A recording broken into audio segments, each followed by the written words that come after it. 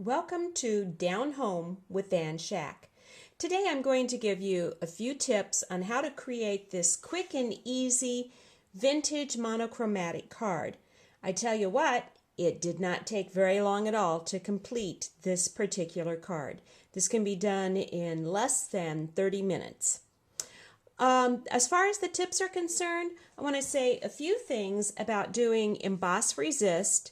I want to show you how to curl those corners, how to very quickly distress your edges, and how to tint your ribbon. So we're going to get started first of all by taking a look at the emboss resist. The way that I tell people to emboss resist is to use crumb cake, and what I'm going to do is I'm just going to take a piece of one of our stamping sponges, going to ink it up. I always try it out just a little bit, and then I start in the center and work my way to the edges. Now notice I'm using a circular motion. Now I would call that good enough. The next thing that I do with the emboss resist is I take a soft piece of paper. In this case I'm using Kleenex, and now I'm just going to shine up that embossing. Please pay no attention to the bad dogs who are barking in the background. I will be back in just a minute. Twins, that's enough. Muffy Lynn, stop it. Okay, I'm back. The next thing I want to do is show you how to very quickly distress the edges. What I'm going to use for this is soft suede ink, and the mistake that a lot of people do when they're trying to distress edges is they just pay too much attention. Notice I'm not even watching because I happen to be looking at two bad dogs and giving them the evil eye. But look how quick that is. The next thing that people often ask me about is how I get those curled corners. And to do that, what I use is the round file that comes with the Distressing Essentials. And I just simply curl, and then I uncurl, curl, and then I uncurl, and I keep doing that until I break down the edges of that paper. Now, this could take a little bit of time, but what happens is that this will separate, and I don't know if you can see that that's starting to separate right now. There we go, and you can see that we have extra layers. Now I just simply very carefully pull these apart, and because they are rather light colored with contrast to what I've already done here, I'm just going to take this dauber, I'm going to go in there and just kind of dirty them up a little bit, and then just curl it right around. And I'm going to take the next one and curl it right around, and if I don't like how that looks, just daub it up a little bit. And there you go. How quick and easy was that? The next thing that people sometimes have a question about is the background, my embossed background. And what I do for that is I just simply take a brayer. So let's move this out of the way. Here's a piece I've already embossed. I'm going to use crumb cake. I'm going to take my brayer.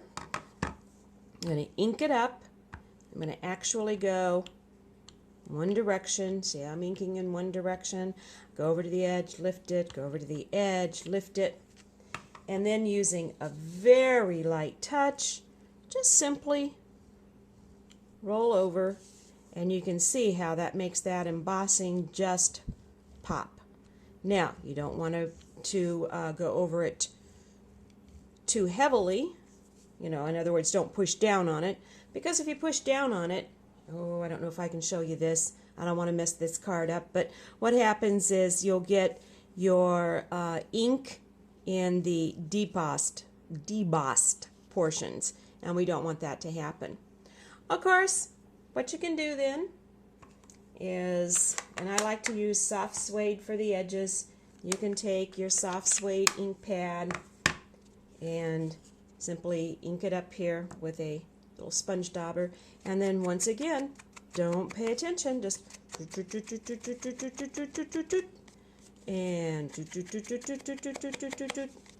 and then we got the long side, ta-da, and there it is. Now for the background, or rather my card base, what I want to do is I want to distress it a little bit. I'm going to use my trusty color spritzer tool. I'm going to make certain that it is in position. I want to make certain also that the tip of it is fairly straight, that it's right over where the hole is. And I always practice just a smidge. Oh, that's looking great. And then just add a few speckles to the background, just like that. And the next little thing is I'm going to add some watermarks to it.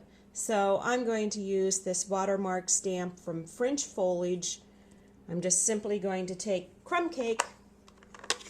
Once again, don't think about what you're doing. The moment you start to think about this with a vintage card, then it looks too contrived. So I'm just going to ink this up, stamp it off, so I kind of want it to be lighter. And I'm just, oh, let's see, some here, some there. Oh, let's put a water spots here, and da-da-da-da-da. And ta-da, it's done. And at this stage of the game, you would be ready to go ahead, just put this together. I use dimensionals to pop mine on. Another thing, of course, that I would do is I would go all the way around the edge with the sponge dauber, and once again, don't think about what you're doing. Just go ahead. Should be automatic and quick. The final thing that I want to show you, the final little tip, is what I did with the ribbon here. Of course, I curled it up and I held it into position with glue dots. Looks like I probably need to go back in, glue dot that again, but it's just kind of a neat look. And you might notice that it is a smidge darker than the regular, very vanilla seam binding. So what I did there was I just simply took my brayer again, and then you just run right over the top of that. You don't want to worry about it being perfectly dark in all spots, because once again, it's vintage, it's aged, so I'm just going in all directions here. And as an added little twist, what I'm going to do is just add a few little water spots on it, and boy, what a neat look that gives this ribbon. Okay? Well, I hear my phone, always busy at the Stampin' Shack, so gonna let you go. Talk with you later. Bye-bye.